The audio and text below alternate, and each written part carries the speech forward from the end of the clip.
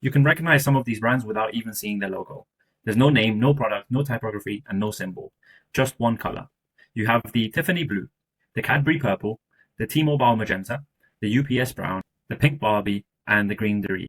And these colors are not just for decoration, they are brand ownership. But here's the part most businesses get wrong. They try and use 6 colors all at once, when the brands people actually remember usually own one. So in this video, I'm going to show you how color becomes a brand's asset and why one committed color can be stronger than an entire color palette. So you see all these colors on the right. The brands have actually legally started to own these colors, and these specific colors has become part of the brand.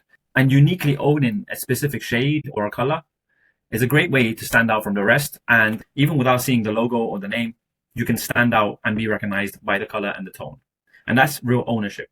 So let's get into it. So law number 1, it's actually legal to own a specific color.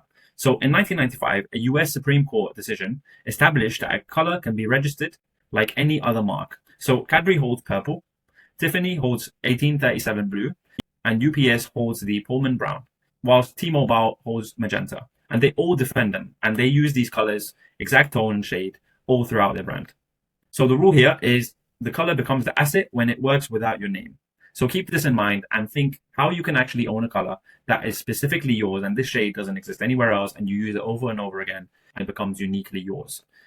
To the point where even if you eliminate your logo, your type, and the product, they recognize it's you right away. So law number 2, you need to choose one color, not 6 different ones. So if you look at these color palettes on the right, it's flexible and completely ownable. Nobody can associate you with any of them. And it's all over the place. You need to think about how you can own one specific color and make it completely yours over and over again. So the best thing to do is to have one color with a set of neutrals, which will be completely restrictive and it's harder to work with, and the only version that actually ever becomes an asset for you. So choose one color that can be uniquely yours and keep using this with a set of other neutral colors. So one owned color beats 6 borrowed ones. So keep this in mind here. It's really important, especially if you want your brand to stand out from the rest and you want something to be remembered by. So color is a great one.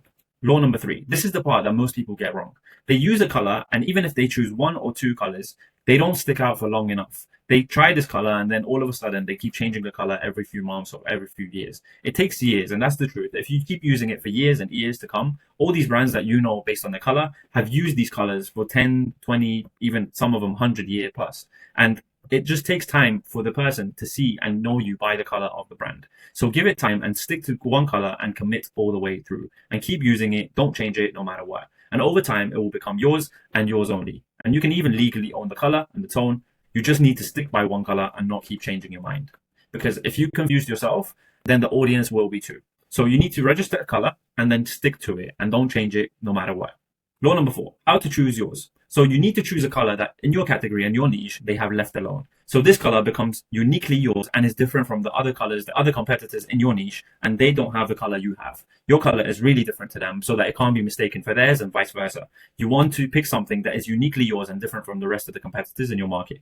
So list the competitor colors and primary colors in your niche, write them all down, and find the gap that fits this opportunity and find the color that will fit this target. And the color that you choose, pick a strong, unused color out of these lists that are available and apply it everywhere of your brand. And wherever your brand pops up, make sure it has an accent of this color, and then you don't touch it for a decade. You keep using it over and over again.